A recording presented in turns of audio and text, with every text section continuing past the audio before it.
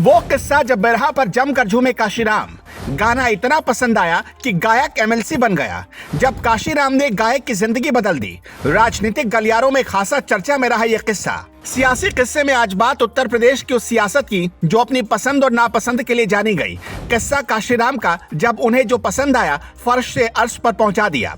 जब काशीराम ने बदल दी एक गायक की जिंदगी। जब बिरहा पर जमकर झूमे काशीराम। काशीराम सिर्फ इसलिए याद नहीं किए जाते कि उन्होंने अनुसूचित जाति वर्ग में राजनीतिक चेतना पैदा की और देश की सियासत का चेहरा बदल दिया, बल्कि अपनी पसंद और नापसंद को लेकर भी अपने समर्थक वर्ग में वो जाने जाते हैं। उनकी पसंद और नापसंदगी का शाही अंदाज हुआ करता था।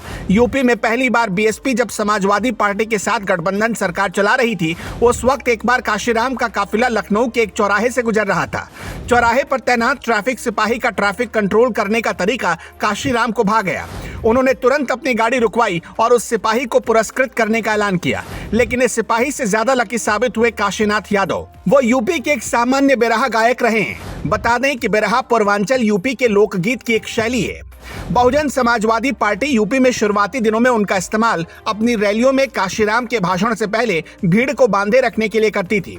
रैलियों में तो भीड़ 5-6 घंटे पहले से ही आने लगती थी, लेकिन नेता तो अपने तय समय पर ही आते थे। ऐसे में देर भी हो जाए तो भीड़ को बांधे रखना बड़ी जिम्मेदारी होती थी। बीएसपी के मंच से काशीनाथ यादव घंटों बिरहा गाया करते थे और भीड़ मुग्ध होकर सुना करती थी। एक बार काशीराम मंच पर समय से पहले पहुंच गए। उस वक्त काशीनाथ यादव का बिरहा गायन चल रहा था।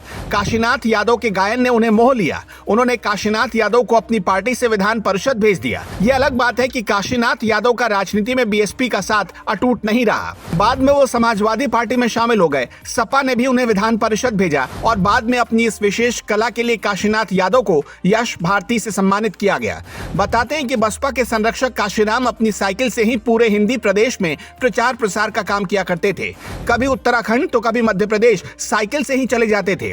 दलितों को एकजुट करने के लिए उन्होंने कई साइकिल रैलियां की। एक बार उनकी साइकिल चोरी हो गई। काशीराम को साइकिल से इतना लगाव था कि चोरी की घटना से वो भावुक हो गए। इसके पीछे की घटना ये थी कि एक बार रात 11 बजे तक काशीराम अंबेडकर की मूर्ति के नीचे बैठकर अपने दोस्त के साथ चर्चा कर रहे थे। उन्होंने देखा कि रानी होटल बंद हो रहा है, लेकिन उनकी साइकिल जहां उन्होंने खड़ी की थी वहां से गायब है। साइकिल को ढूंढते ढूंढते काशीराम की आंखों में आंसू आ गए। बहुत ढूंढने के बाद भी जब साइकिल नहीं मिली, तब उन्होंने होटल के वेटर को डांटते हुए अपनी साइकिल के बारे में पूछा।